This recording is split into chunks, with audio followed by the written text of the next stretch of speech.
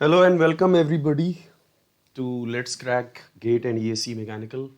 Let's Crack Gate and EAC Mechanical पर फिर एक बार आपका स्वागत है. This is me Maruti Tiwari. I have done my masters from IIT Kharagpur. 8 years of experience. I have multiple times. I have cracked Gate and I'm also the author of the book Gate in 75 Days. You have not followed me on Unacademy app, then make sure that you follow and you also complete all the free special classes that are there in my profile. जो मेरी profile में free special classes हैं वो भी आप complete कर लो. And अगर आप प्लस पर हो ऑलरेडी तो ये सारे बेनिफिट्स आपको मिल रहे होंगे, चाहे वो मेरी कंसेप्चुअल क्लासेस हों डेली 5 घंटे 4.5 5 घंटे डेली की डेली मैं क्लासेस लेता हूँ शाम को 6 से 10:30 प्लस पर. आप बोलोगे कि सर यहाँ तो 6 घंटे लिखा हुआ है. 6 घंटे में 4 घंटे ऑफिशियली मेरी क्लासेस हैं, बाकी 2 घंटे आपको मैथ्स एप्टीट्यूड या प्रोडक्शन करना होता है. क्योंकि मैं जो सब्जेक्ट सिखाने वाला हूँ वो हैं mechanics, SOM, TOM, machine design and FM, thermodynamics, heat transfer. बाकी प्रोडक्शन और एप्टीट्यूड वगैरह आपको बाकी एजुकेटर्स से करने होंगे. आपको डेली क्वेश्चन बैंक मिल रहा है. Daily I am providing the question bank and doubt clearing and weekly test हर सैटरडे. क्योंकि मेरा मानना है कि जब आप प्रिपरेशन करते हो तो एक बहुत ज़रूरी स्टेप है टेस्ट.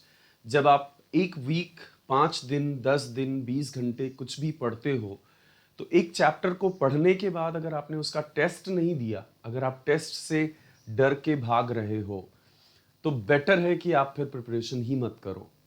जिस तरह का कंपटीशन है, जिस तरह की क्राउड है, जिस तरह का जिस तरह की फाइट है जॉब्स को लेकर और इवन एमटेक में एडमिशन्स को लेकर, उसमें बच्चा आपका कोई फ़ायदा नहीं होना है अगर आप हर टॉपिक का टेस्ट नहीं दे रहे हो. तो मेरे पर्सनल गाइडेंस प्रोग्राम में I am making it sure कि टेस्ट होता रहे. रिवीजन समरी शीट्स मैं प्रोवाइड करता हूँ रिवीजन के लिए हर चैप्टर के ख़त्म होने के बाद. अगर आप नहीं हो प्लस पर तो आ जाओ, क्योंकि ये सारे के सारे एडवांटेजेस आपको मिलने वाले हैं मेरे पर्सनल गाइडेंस प्रोग्राम का हिस्सा बनने के लिए. अनअकैडमी प्लस सब्सक्राइब करो यूजिंग द कोड MTLIVE. कई बार ऐसा भी होता है कि सब्सक्राइब करने से पहले लोगों को कुछ डाउट्स होते हैं डिस्काउंट को लेकर, या फिर किस तरह से मैं कहाँ पर क्वेश्चन बैंक दूंगा आपको, टेस्ट किस तरह से होंगे, किस टेस्ट का शेड्यूल क्या होगा, क्लासेस का टाइमिंग क्या होगा. तो इस तरह की कोई भी क्वेरी है तो आप मुझे अनअकैडमी ऐप पर मैसेज कर सकते हो. ये लिंक ज़रूरी नहीं है, आपके फ़ोन में अनअकैडमी ऐप है उसमें जाओ, गेट एंड EAC में मारुति तिवारी सर्च करो और मेरी प्रोफाइल में आकर आप मुझे 1-to-1 मैसेज कर सकते हो. आप मुझे सीधे मैसेज कर सकते हो, कोई भी आपका कंसर्न है तो उस कंसर्न को लेकर. बहुत सारे पैकेजेस अवेलेबल हैं. फॉर एग्जांपल आप अगर 18 मंथ्स के पैकेज पे फोकस करो, 18 मंथ्स का package is available at 38,500 rupees. 18 महीने का जो पैकेज है वो 38,500 रुपये में अवेलेबल है. लेकिन एक बार आप कोड यूज़ करोगे MTLIVE तो ये आपको 34,650 में ही मिल जाएगा.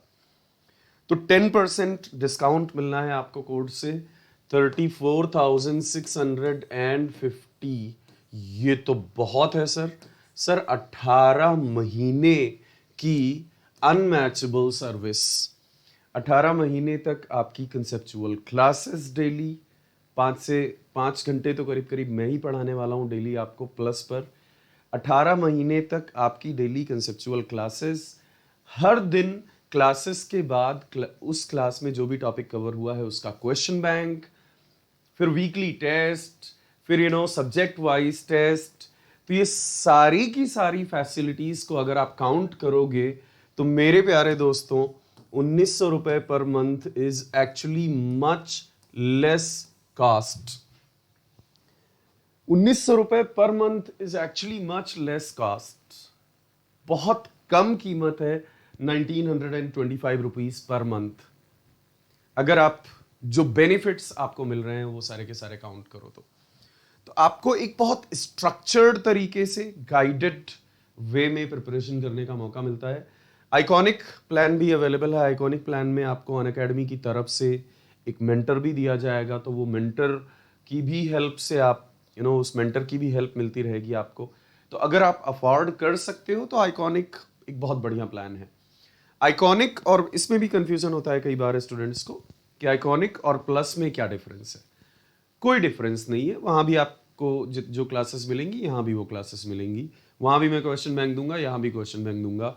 मतलब कोई डिफरेंस नहीं है, सिर्फ एक डिफरेंस है और वो ये कि आइकॉनिक सब्सक्रिप्शन जो है उसमें एक डेडिकेटेड मेंटर आपको असाइन हो जाएगा। बाकी आप प्लस लेते हो या आइकॉनिक, मैं तो हमेशा आपको गाइड करने के लिए हूं। बट आइकॉनिक लेते हो तो एक डेडिकेटेड मेंटर, एक ट्यूटर, एक तरह से पर्सनल ट्यूशन नहीं होता है, वैसा एक मेंटर आपको असाइन हो जाएगा कि आपको कोई भी समस्या हुई तो आप उसे फटाफट फोन कर सकते हो कि सर ये चीज यहां पर कैसे हो रही है, या ये क्लास कितने बजे होनी है, या ये टेस्ट का शेड्यूल क्या है बता दो। तो वो एक एक चीज में आपको आप उसे परेशान कर सकते हो। मित्र, अगर आप यहाँ हो तो आप जानते हो कि आपने पहला सेशन कंप्लीट कर लिया होगा शेयर सेंटर का, जो अब्रप्टली एंड हो गया था, जो अचानक से एंड हो गया था पावर बैकअप ख़त्म हो जाने की वजह से। लखनऊ में कल रात से ही तूफ़ान आया और तूफ़ान आने के बाद 13-14 घंटे तक पावर नहीं था, पावर फेलियर था एंड बैकअप भी ख़त्म हो गया। तो इसलिए पहला पार्ट आपने कर लिया होगा। पहले पार्ट में हमने नंबर ऑफ थिंग्स हमने कवर किए हैं। फॉर एग्जांपल हमने कवर किया कि लॉन्गिट्यूडिनल एक्सिस वो होता है जो क्रॉस सेक्शन के परपेंडिकुलर हो, ट्रांसवर्स एक्सिस वो होता है जो क्रॉस सेक्शन के अलोंग हो। लॉन्गिट्यूडिनल एक्सिस के अबाउट मोमेंट है, अगर लॉन्गिट्यूडिनल एक्सिस के अबाउट मोमेंट है तो टॉर्सनल मोमेंट कहलाता है। ट्रांसवर्स एक्सिस के अबाउट मोमेंट है तो बेंडिंग मोमेंट कहलाता है। सबसे पहली बात हमने ये सीखी थी। दूसरी बात हमने ये सीखी कि अगर एक ट्रांसवर्स फोर्स सेंट्रॉइड से पास करता है, तो अगर एक ट्रांसवर्स फोर्स सेंट्रॉइड से पास करता है तो वो ट्विस्टिंग को कभी जन्म नहीं देगा। Then it is never going to give rise to twisting moment, it's going to give rise to only bending moment. तो यहाँ पर करेक्ट आंसर ये है कि ये बेंडिंग के लिए रिस्पॉन्सिबल होगा, ट्विस्टिंग नहीं आएगा। लेकिन अगर एक ट्रांसवर्स फोर्स, ये एक्चुअली जब पावर फेलियर हुआ तो बैकअप मतलब ये जो बोर्ड है ये भी बंद हो गया। तो जो भी मैंने लिखा था बोर्ड पे वो सब पीपीटी में वो सब वैनिश हो गया। तो मैंने पुराने वाले वीडियो से ही स्क्रीनशॉट लेकर ये जनरेट किया है फिर से पीपीटी रिवाइज करने के लिए फटाफट। अगर एक ट्रांसवर्स फोर्स सेंट्रॉइड से ना पास कर रहा हो, if a transverse force doesn't pass through centroid, then it gives rise to twisting. तब वो ट्विस्टिंग हमेशा काज करेगा। तो हमने कंक्लूड किया कि अगर एक ट्रांसवर्स लोड सेंट्रॉइड से पास करता है तो ट्विस्टिंग नहीं होगी। अगर एक ट्रांसवर्स लोड सेंट्रॉइड से नहीं पास करता है, कुछ इसेंट्रिसिटी है अगर उसमें, तो फिर उसकी वजह से एक F/E मोमेंट जनरेट जो हो रहा है उसको आप विजुअलाइज करो। You please visualize this F/E moment, and if you visualize this F/E moment, that is very clearly a twisting moment. तो लेसन क्या है, ऑब्जर्वेशन क्या है फाइनल, दैट अगर एक ट्रांसवर्स लोड सेंट्रॉइड से पास करता है तो ट्विस्टिंग नहीं करेगा, लेकिन अगर एक ट्रांसवर्स लोड सेंट्रॉइड से पास नहीं करता है तो ट्विस्टिंग करेगा। ऐसे ट्रांसवर्स लोड को हम कहते हैं इसेंट्रिक ट्रांसवर्स लोड। बट उसके बाद मैंने एक सवाल आपसे पूछा कि ये जो चैनल सेक्शन है यहां भी एक ट्रांसवर्स लोड है और ये सेंट्रॉइड से पास कर रहा है, ये भी ट्रांसवर्स लोड है और ये सेंट्रॉइड से पास कर रहा है, लेकिन उसके बाद भी यहां ट्विस्टिंग होगी। क्यों होगी ये जानने के लिए ये मैंने 1.5 घंटे वेट करवाया पिछले सेशन में लोगों को, लेकिन उसके बाद ऊपर वाले को कुछ और ही मंजूर था। बट कोई नहीं, आज के आज ही मैंने ये वीडियो रिकॉर्ड कर दिया है सो दैट आपका सस्पेंस खत्म हो सके। कहानी नंबर 2, दूसरी कहानी ये कि बेंडिंग की वजह से एक शियर डेवलप होता है। बेंडिंग की वजह से एक शियर डेवलप होता है। बेंडिंग के इंटरनल फोर्सेस में डिफरेंस, एक जगह बेंडिंग मोमेंट कुछ और होगा, दूसरे सेक्शन पर बेंडिंग मोमेंट कुछ और होगा। तो बेंडिंग मोमेंट के इंटरनल फोर्सेस में डिफरेंस की वजह से एक शियर डेवलप होता है और वो शियर को के मोमेंट को बैलेंस करने के लिए जो कॉम्प्लीमेंट्री शियर डेवलप होता है वो क्रॉस सेक्शन पे वर्टिकल दिखेगा आपको। वो क्रॉस सेक्शन पे वर्टिकल दिखेगा आपको, ऐसा कुछ, ऐसा कुछ, ऐसा कुछ, ऐसा कुछ। क्रॉस सेक्शन पे आपको वर्टिकल दिखने वाला है। लेकिन हमने फिर थिन वॉल्ड सेक्शंस लेने शुरू किए। नहीं, ये मतलब एक्चुअल हाथ नहीं है मेरा, ये फोटो में है। ऑल राइट, एक्चुअल वाला ये है, एक्चुअल वन इज दिस। सो वो स्क्रीनशॉट में है। अभी एनीवेज एक थिन वॉल्ड आई सेक्शन हमने कंसिडर किया। उस थिन वॉल्ड आई सेक्शन में बेंडिंग मोमेंट डिफरेंट है, तो बेंडिंग की वजह से होने वाला इंटरनल फोर्स भी डिफरेंट होगा। और वो डिफरेंस को अब नीचे बैठा हुआ मटेरियल नहीं रेजिस्ट कर सकता, क्योंकि कोई नीचे मटेरियल है ही नहीं। अगर आप इस फ्लेंज में उस तरफ एक एलिमेंट सेलेक्ट करते हो तो आपको पता है कि यार इस सेक्शन पर बेंडिंग मोमेंट है m1 और इस सेक्शन पर बेंडिंग मोमेंट है m2। तो m1 और m2 होने की वजह से दोनों सेक्शंस पर बेंडिंग स्ट्रेस का मैग्नीट्यूड तो डिफरेंट होगा, और bending stress magnitude will be different because of the differences in bending moment. So this element here, this little tiny length of the beam here will experience a difference in the bending forces. And if it will experience the difference in bending forces, where the hell and how the hell it can be resisted? क्योंकि sir beam तो कहीं move नहीं कर रही है, तो resist तो होना चाहिए, इक्विलिब्रियम में है बीम, वो नीचे कोई मटेरियल नहीं है। अनलाइक प्रीवियस केस जब हमने एक मोटा फ्लेंज सेलेक्ट किया था, और उसमें एक छोटी सी थिकनेस का स्लैब कंसिडर किया था, तो नीचे ढेर सारा मटेरियल अवेलेबल था। और वो मटेरियल कहता है कि F1 F2 के डिफरेंस को मैं रेजिस्ट करूंगा। That material says that I will be resisting that F1 F2 का डिफरेंस। एंड इस तरह से एक लॉन्गिट्यूडिनल शियर डेवलप हो गया था, और फिर उसको बैलेंस करने के लिए कॉम्प्लीमेंट्री शियर। वो कॉम्प्लीमेंट्री शियर क्रॉस सेक्शन के प्लेन में आपको वर्टिकल दिखेगा। बट माय डियर फ्रेंड्स, इस बार ऐसा कुछ भी पॉसिबल नहीं है। इस बार there is this frontal area that will be, यहाँ फ्रंट पर है मटेरियल। तो वो फ्रंट पर बैठा हुआ मटेरियल जो है, वो फ्रंट पर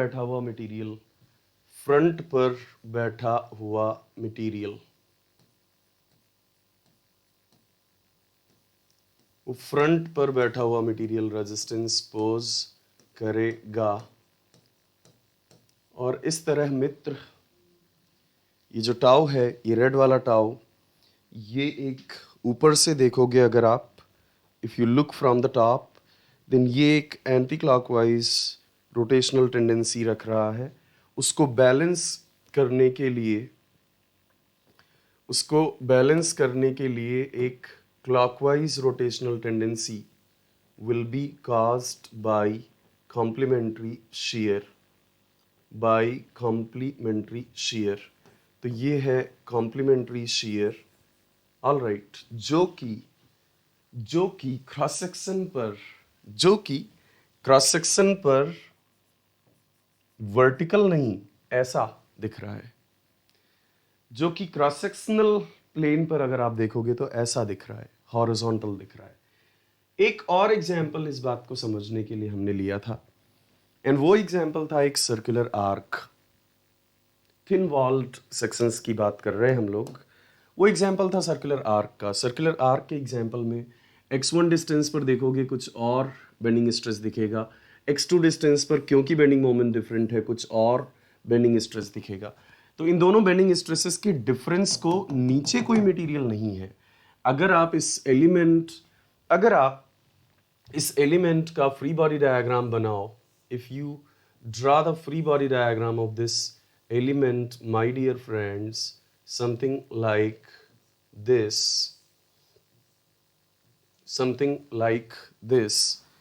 then बेंडिंग मोमेंट में डिफरेंसेस की वजह से sigma x1 and sigma x2 are not same, and if sigma x1 and sigma x2 are not same, and basically sigma x2 is more क्योंकि x2 is more, so x2 has more bending moment. x2 has more bending moment. So sigma x2 is more, and if sigma x2 is more than sigma x1, naturally this element will have a tendency to move to the left. तो इसको resist कौन करेगा? इसको resist करने के लिए naturally जो filament है, जो सर्कुलर आर्क खुद है, वही मटेरियल है यहां पर नीचे बैठा हुआ। तो वो मटेरियल यहां पर एक shear डेवलप कर देगा।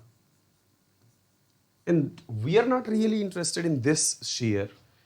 We are interested in some other shear. And that shear, my dear friends, would be the complementary one. तो आप बता दो मुझे कि इस shear का complementary कहाँ पर डेवलप होगा? ये जो रेड वाला shear मैंने बनाया है अभी के अभी, इस shear का complementary कहाँ डेवलप होगा? Complementary shear नेचुरल सी बात है, it's but clear that complementary shear would be developing here, और कहीं कोई मटेरियल है ही नहीं। सो रेड वाला shear आपको जिस तरह का मोमेंट बनाता हुआ दिखेगा, ये कॉम्प्लीमेंट्री shear उसके ऑपोजिट मोमेंट बनाता हुआ दिखेगा एलिमेंट के सेंटर के अबाउट।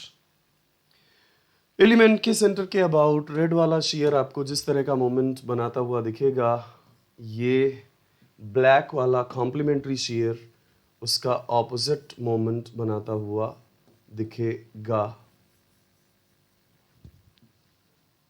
ऑलराइट, ये कॉम्प्लीमेंट्री shear आप नोटिस करो, थिन वॉल्ड सेक्शंस में हमेशा बाउंड्री के पैरेलल डेवलप हो रहा है।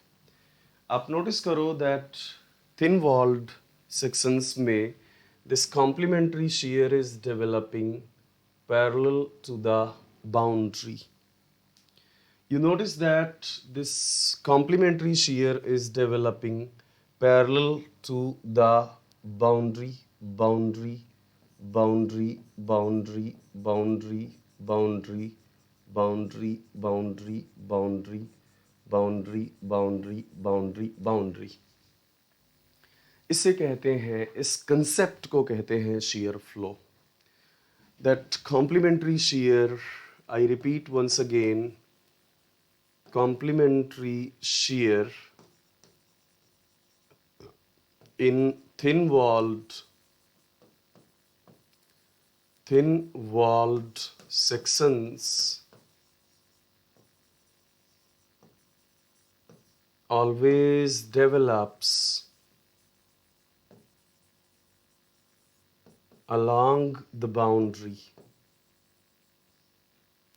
जो सरफेस की, जो क्रॉस सेक्शन की बाउंड्री है, उस क्रॉस सेक्शन की बाउंड्री के अलोंग डेवलप होता है। वो develops along the boundary of the section.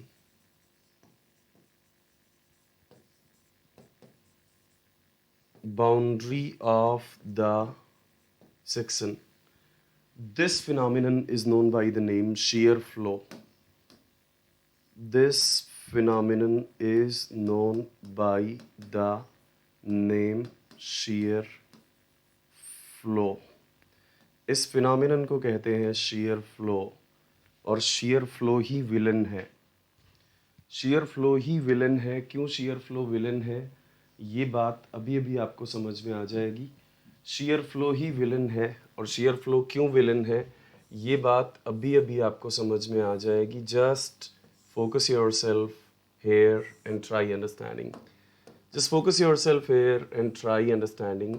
आप फटाफट समझ जाओगे ये that shear flow ही क्यों villain है, how and why the shear flow is the villain, how and why the shear flow is the villain. ध्यान से समझियो, बहुत ध्यान से समझियो। आपको थर्ड प्रॉब्लम याद है ना, जिसमें आपने बोला था कि यार ट्रांसवर्स लोड सेंट्रॉइड से पास कर रहा है, उसके बाद भी ट्विस्टिंग जनरेट हो गया था। ऐसा कुछ सेक्शन था और मैं मान लेता हूँ कि ये एक तरफ कैंटिलीवर्ड है, मैं मान लेता हूँ कि ये एक तरफ कैंटिलीवर्ड है, समथिंग लाइक दिस। और अभी अभी आपने सीखा है कि जब भी आप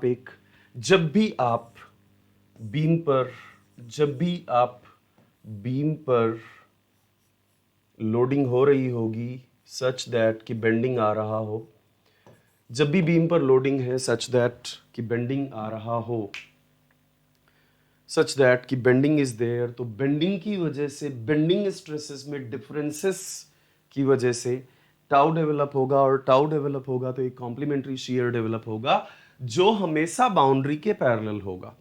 एक कॉम्प्लीमेंट्री शीयर डेवलप होगा जो हमेशा बाउंड्री के पैरेलल होगा। और वो बाउंड्री के पैरेलल डेवलप होने वाला शीयर बना लेते हैं जरा। अब मुझे एक बात पता है कि जो shear, internal resisting shear develop होगा वो बाउंड्री के पैरेलल डेवलप होगा। I know one thing. वो भी आपको समझ में आया, बहुत अच्छी बात है। नहीं समझ में आया कोई बात नहीं, आप ये याद रख लो, आप ये रट लो कि शीयर थिन वॉल्ड सेक्शंस में शीयर हमेशा बाउंड्री के पैरेलल डेवलप होगा। इस फिनोमिनन को हम कहते हैं shear flow. In thin walled sections, the shear will always develop parallel to the boundary, and this phenomenon is known by the name shear flow. Okay. Now, guys, क्योंकि forces, मैं मान लेता हूँ कि ये F1 है और मैं मान लेता हूँ कि ये इतना फोर्स F1 है, मैं मान लेता हूँ ये इतना फोर्स F2 है, और मैं मान लेता हूँ कि वर्टिकल वाले में जितना इंटरनल फोर्स डेवलप हो रहा है वो F3 है। तो एक बात तो क्लियर है कि सारे फोर्सेस बैलेंस्ड होने चाहिए। तो अगर सारे फोर्सेस बैलेंस्ड होने चाहिए तो F3 और F आपस में इक्वल हो गए या नहीं? और अगर सारे फोर्सेस बैलेंस्ड होने चाहिए तो F1 और F2 आपस में इक्वल हो गए या नहीं? भैया दो ही वर्टिकल फोर्सेस हैं, एक जो आपने अप्लाई किया और दूसरा जो डेवलप हो रहा है। There are two vertical forces, one that you applied and another that is getting developed here in the vertical arm. There are two horizontal forces. So there are two vertical forces, they must be equal and opposite. There are two horizontal forces, they must be equal and opposite. और इस तरह से हमारे पास है F3 is equal to F और F1 is equal to F2. Now what F1 and F2 are doing together? What F1 and F2 are doing together, you tell me. F1 and F2 are doing together, if you notice, they are equal and opposite and they have certain distance between them. So F1 and F2, they are together doing what? They are together generating a couple in the cross-sectional plane. They are together generating a couple in the cross-sectional plane, and that couple is nothing but वो एक clockwise couple generate कर रहे हैं longitudinal axis के about, और उस couple की value है nothing but F1 multiplied by H. And then my dear friends, F3 and F are there, F3 and F are there। और क्या ये दोनों एक दूसरे से कोइंसिडेंट हैं क्या? नहीं, बिल्कुल नहीं। और ये दोनों एक दूसरे से कोइंसिडेंट नहीं है, तो ये डिस्टेंस में मान लेता हूँ A। तो ये दोनों क्या कर रहे हैं? F और F3। F और F3 क्या कर रहे? F और F3 भी एक, आप नोटिस करो, F और F3 भी एक क्लॉकवाइज कपल जनरेट कर रहे हैं। दोनों एक दूसरे को बैलेंस तो नहीं कर रहे क्योंकि दोनों ही क्लॉकवाइज है। So then there is a net twisting, then there is a net twisting moment. तो मैंने आपको बताया था कि प्रॉब्लम नंबर 3 पिछला सेशन, कि ट्रांसवर्स लोड अगर सेंट्रॉइड से पास करे तो कोई ट्विस्टिंग नहीं होती। अगर ट्रांसवर्स लोड सेंट्रॉइड से ना पास करे तो ट्विस्टिंग होती है। If the transverse load doesn't pass through centroid, then twisting happens. If the transverse load passes through centroid, then twisting doesn't happen. But then we came across a surprising element, that the transverse load was passing through the centroid and yet the twisting was happening. And shear flow is responsible for that. Now we have discovered कि उसके लिए कौन जिम्मेदार है? उसके लिए shear flow जिम्मेदार है। इन बीम्स को ट्विस्टिंग के लिए डिजाइन नहीं किया जाता। इन बीम्स को ट्विस्टिंग के लिए डिजाइन नहीं किया जाता। प्राइमरली बीम्स को डिजाइन किया जाता है shear और बेंडिंग को पर्पस में रखकर, shear और बेंडिंग को ध्यान में रखकर। Beams are primarily designed keeping in mind the shear and bending loads. Beams are not primarily designed to take or to resist twisting moment. So it really is a bad thing happening here. It is really a bad thing happening here कि twisting आ जा रहा है। आपको तो जिंदगी ने और दुनिया ने यही सिखाया ना कि अगर लोड सेंट्रॉइड से पास करे तो कोई ट्विस्टिंग नहीं, अगर लोड सेंट्रॉइड से ना पास करे तो ट्विस्टिंग आएगा। If the load passes through centroid, then there is no twisting. If the load doesn't pass through centroid, then there will be twisting. अगर ट्रांसवर्स लोड सेंट्रॉइड से पास करता है तो कोई ट्विस्टिंग नहीं होगी। अगर ट्रांसवर्स लोड सेंट्रॉइड से नहीं पास करता है तो ट्विस्टिंग प्रेजेंट होगी। बट अभी तो कहानी चेंज हो चुकी है। Now the transverse load is passing through centroid and even then twisting is happening. My dear friends, people said that there must be one such point in the plane of the cross section. There must be one such point in the plane of the cross section where if we apply the external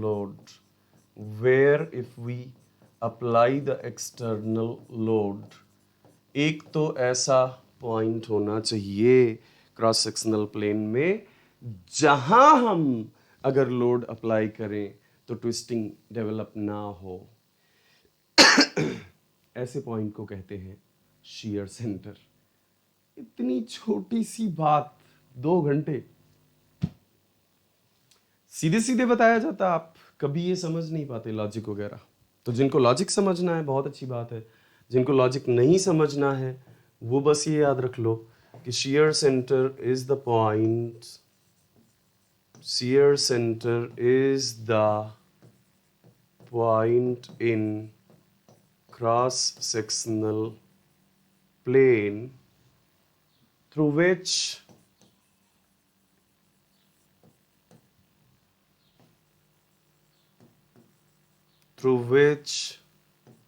the transverse load must pass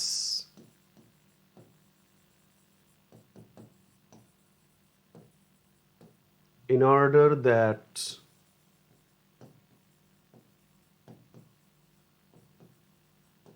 no twisting moment gets generated. But sir कैसे? अभी भी तो twisting moment generate हो ही रहा है ना। ना ना ना ना ना, ये F1 है और ये F2 है।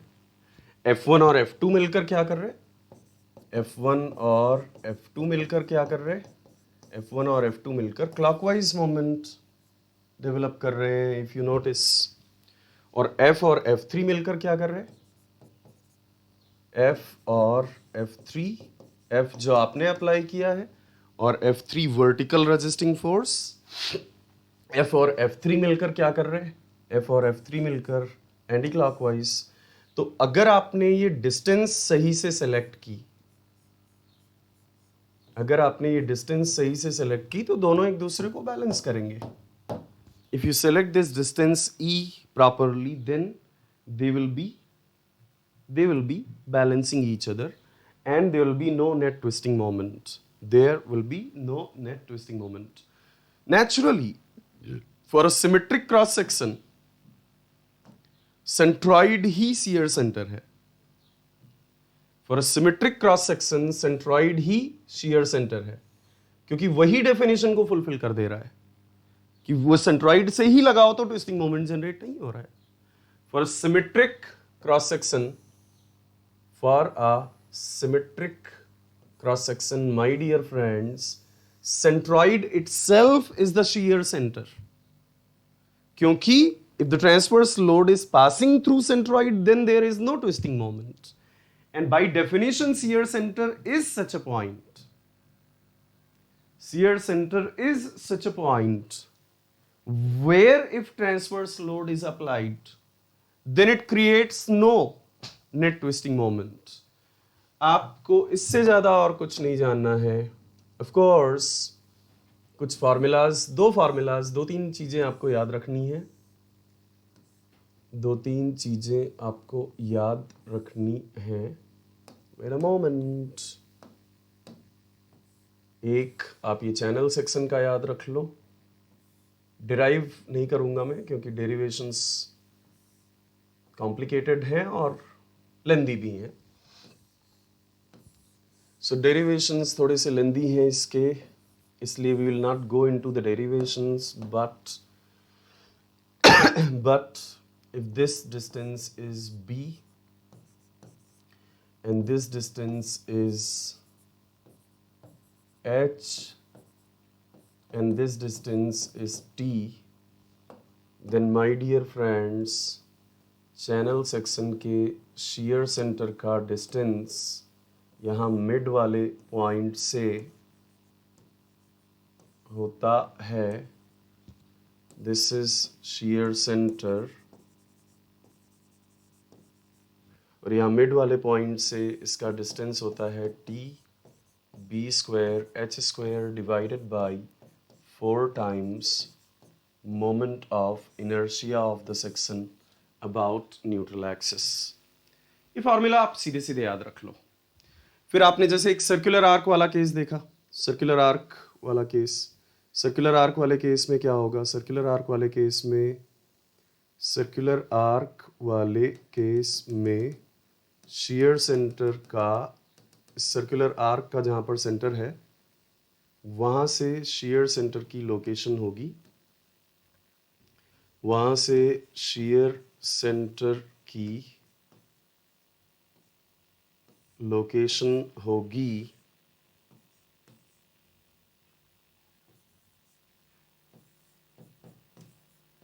2r sin theta minus theta cos theta divided by theta minus sin theta cos theta. Okay, where theta is half the angle subtended by circular arc.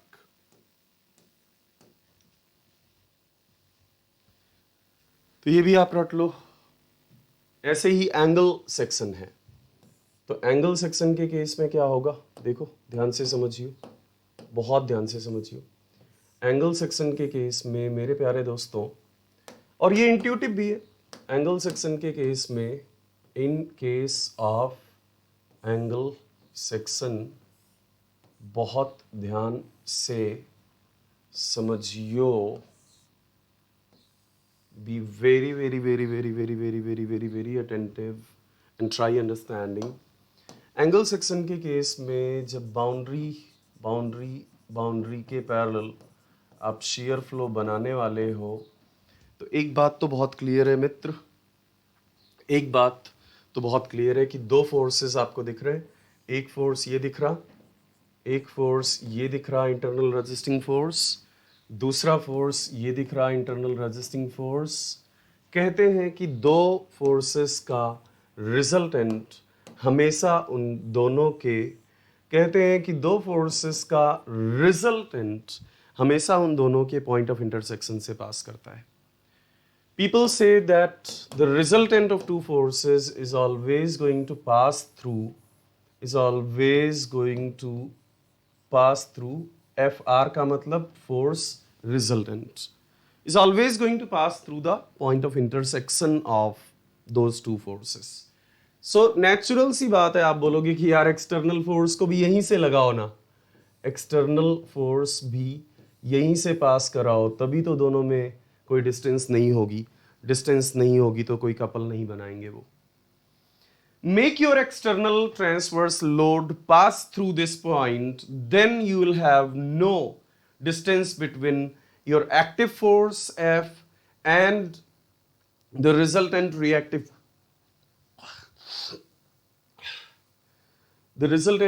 force Fr. And if there is no distance between F and Fr, then there will be no couple formed. अगर कोई distance ही नहीं है दोनों के बीच में तो कोई couple भी फॉर्म नहीं होगा।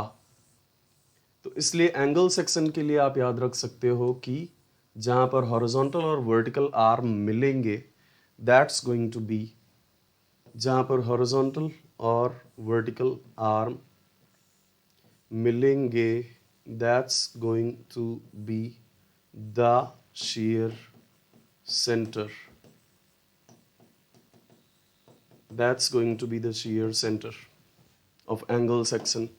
ऐसे ही दोस्त आप टी सेक्शन के लिए याद रख लो, टी सेक्शन के लिए भी यही है।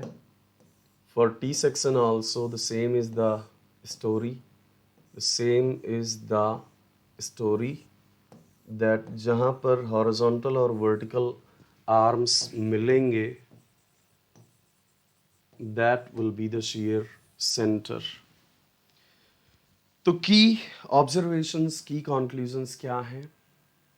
Number 1, that if a transverse load passes through centroid, then there is no twisting, and if the transverse load doesn't pass through centroid, then there will be twisting. Wrong concept है। नया updated concept क्या है? Transverse load centroid से पास करे तो कोई twisting नहीं होगी, और सेंट्रॉइड से ना पास करे तो ट्विस्टिंग होगी। गलत कंसेप्ट है। आज से आपके पास नया कंसेप्ट है कि अगर ट्रांसवर्स लोड शेयर सेंटर से पास करेगा तो कोई ट्विस्टिंग नहीं होगी, अगर शेयर सेंटर से नहीं पास करेगा तो ट्विस्टिंग हो सकती है।